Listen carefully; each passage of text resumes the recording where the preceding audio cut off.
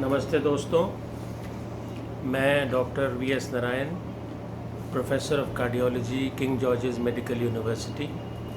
आज आपसे कोविड के टाइम्स में खान पान कैसे अच्छा रखें, ओवरऑल भी अच्छा रखना चाहिए लेकिन आजकल ज़रा सा ख़ास ध्यान देने की ज़रूरत है, तो मैं आपसे उसी संबंध में मुखातिब हूँ।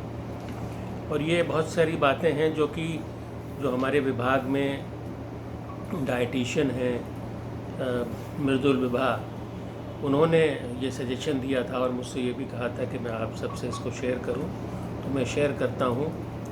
तो सबसे पहले तो वो लिखती हैं कि एक दिन में पानी खूब पीजिए।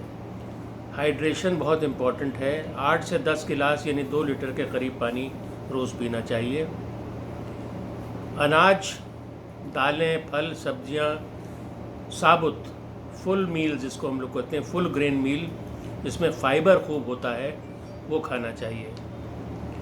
इम्पॉर्टेंट ये है कि आप थोड़ा बहुत कुछ व्यायाम भी करें। सुबह उठ के अगर आप थोड़ा बहुत चिंतन मनन करें और उसके बाद एक हल्की किस्म की एक्सरसाइज करें, एक व्यायाम करें, चाहे वो योग हो, चाहे वो वॉकिंग हो, अपने घर के अंदर ही आप चल सकते हैं। अगर बाहर जाना आजकल मुनासिब नहीं है तो करीब एक आधा घंटा 45 मिनट अगर आप टहल लेते हैं तो वो भी अच्छा रहेगा। दही के बारे में भी ये कहते हैं कि भाई ये नियमित रूप से लें, क्योंकि इसमें बहुत सारे अच्छे बैक्टीरिया होते हैं, स्वस्थ बैक्टीरिया होते हैं, जिससे खाने को पचाया जा सकता है। हरी चाय, ग्रीन टी या काली किस्म की जो होती हैं टी, उसको लेना चाहिए। क्योंकि वो जो हमारे खून के अंदर ख़राब कोलेस्ट्रॉल है उसको कम करने में मदद करती हैं, और उससे जो कोलेस्ट्रॉल है वो धमनियों में जमने नहीं पाता है और धमनियों में खून का दौरान बढ़िया चलता है। रिफ़ाइंड खाद्य पदार्थ हैं या उनसे बचना चाहिए। मेरे ख्याल से हम लोग समझते हैं कि रिफ़ाइंड बहुत बढ़िया चीज़ है, वो इतनी अच्छा नहीं है। और बहुत ज़्यादा कैफ़ीन का इस्तेमाल भी शायद ठीक नहीं है। अल्कोहल से भी बचना चाहिए, क्योंकि अल्कोहल अगर आप बहुत लेते हैं तो उसमें डिहाइड्रेशन होता है। तो बहुत कैफ़ीन, बहुत अल्कोहल अगर आप लेते हैं तो डिहाइड्रेशन की तरफ जाएंगे। तो जैसा मैंने कहा कि हाइड्रेटेड रखना अपने आप को ज़रूरी है, पानी पीते रहना ज़रूरी है, तो इन सब चीज़ों को आप न लें तो अच्छा है। मांसाहारी हैं तो रेड मीट, लाल मांस जो है वो न लें। सैचुरेटेड फैट्स कम रखें। 1 चम्मच देसी घी या 1 चम्मच मक्खन का आप सेवन कर सकते हैं। और कड़वे तेल में खाना खाइए, वो बेस्ट ऑयल है, उसकी मात्रा भी कम रखिए। 3 से 4 चम्मच 24 दिन में हो।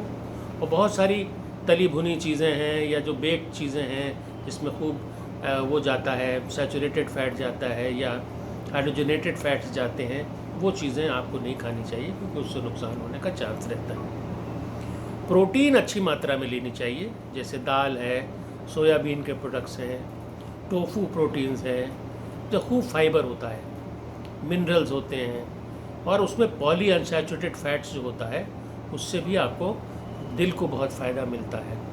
तो सोया जो है वो उसका स्तर भी अगर कम करना चाहते हैं तो एलडीएल कोलेस्ट्रॉल जो है वो सोया से कम होता है, और एचडीएल आप जानते हैं कि ज़रा बुरा कोलेस्ट्रॉल माना जाता है।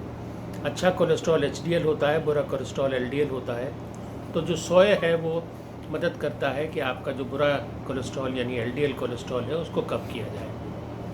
लोग अक्सर पूछते हैं कि भाई हम बादाम खा सकते हैं कि नहीं खा सकते हैं, अखरोट खा सकते हैं कि नहीं खा सकते, काजू खा सकते हैं कि नहीं खा सकते हैं। तो नट्स खाना जो है अच्छा होता है। अब आप कोई आधा किलो तो नहीं खा जाएंगे, एक 8-10 नट्स आप जो हैं हर किस्म के मिला के आप खाइए, क्योंकि उससे विटामिन ई मिलता है और उससे एलडीएल कोलेस्ट्रॉल भी कम होता है। ओमेगा 3 फैटी एसिड मिलते हैं जिससे वो भरपूर होते हैं। तो नट्स खाना अच्छी चीज़ है, उसको खाते रहना चाहिए। मछली के पे जो लोग खाते हैं, जो लोग वेजिटेरियन नहीं हैं, नॉन वेजिटेरियन हैं, उनके लिए मछली ले लेना भी एक अच्छा ऑप्शन है। और मछली में ओमेगा 3 फैटी एसिड्स खूब होते हैं, और बहुत सारे अध्ययनों से ये पता चला है कि omega 3 fatty acid LDL cholesterol और ट्राइग्लिसराइड के स्तर को कम करते हैं।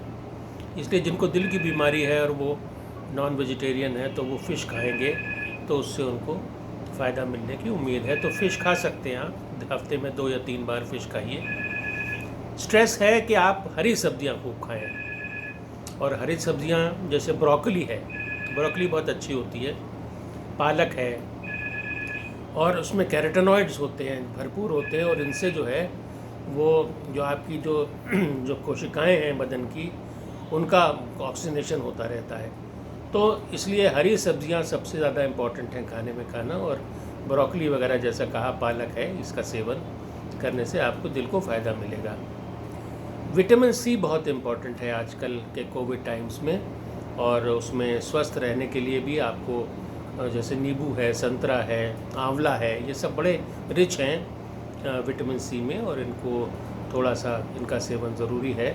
डाइट चार्ट में इनको ज़रूर शामिल करें। एंटीऑक्सीडेंट्स होते हैं, और एंटीऑक्सीडेंट्स जो हैं वो बॉडी के सेल्स को अच्छा रखते हैं, स्वस्थ रखते हैं, यह दिखाया जा चुका है। और विटामिन से दिल की बीमारियां भी कम होती हैं, उसमें मदद मिलती है। तो ये सब कहा जा रहा है। तो कार्बोहाइड्रेट्स को थोड़ा कम रखिए, प्रोटीन्स खूब खाइए, ग्रीन वेजिटेबल्स खूब खाइए, फल खाइए, विटामिन युक्त चीज़ें खाइए, नट्स खाइए, और कोशिश ये करिए कि जो उसमें जो घी तेल की मात्रा है वो कम से कम रहे।